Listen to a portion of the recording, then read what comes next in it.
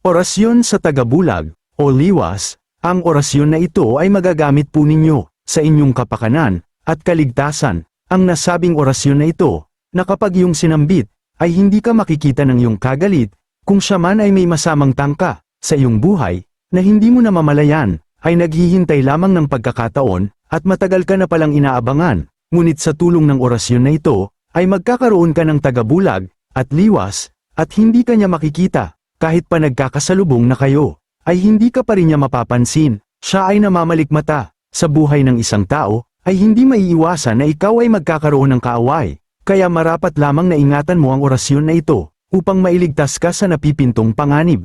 Kaya naman kung ganitong orasyon, ang nais mo ay para sa iyo ang video na ito. Ito'y hango sa 27 kapangyarihan ng mistisismo, narito po ang pamamaraan.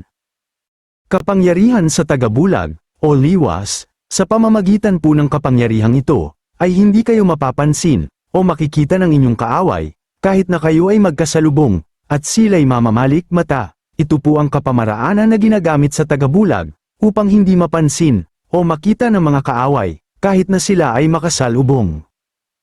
Unang pamamaraan, kumuha ka ng isang niyog, na iisa ang mata, o walang mata, langisin ito, at ipahid sa buong katawan, at sambitin ng 3 beses, ang makapangyarihang orasyon nito. Narito po ang orasyon. Ibag, ibag, manlapisak, mabulagan kayong lahat, perbis totem, Jesus, Christum. At maaasahan mong, hindi ka makikita ng iyong mga kaaway, sa loob ng 24 oras.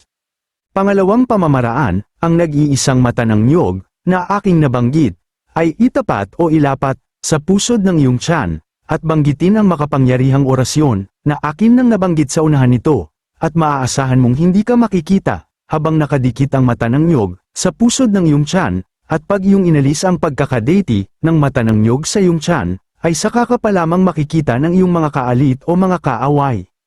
Kung ikaw ay may nawawala, na kamag-anak na lumayas, at hindi mo na alam kung saan na nagpunta, at ibig mong malaman kung buhay pa ba siya, o pumanaw na, narito po ang inyong gagawin, kapangyarihan sa paghanap, sa isang taong nawawala, buhay man o pumanaw na. Narito po ang pamamaraan, paunawa, kumuha kayo ng buhok, na mula sa kanyang ulo, na maaari naman makakuha kayo sa kanyang bahay, at ilagay ang buhok sa isang basong suka. Una, kung buhay pa ang isang taong nawawala, ang buhok niya na nailagay sa suka, ay manunuwid. Ikalawa, kung pumanaw na, ang isang taong nawawala, ang buhok niya na nailagay sa suka, ay makukulot.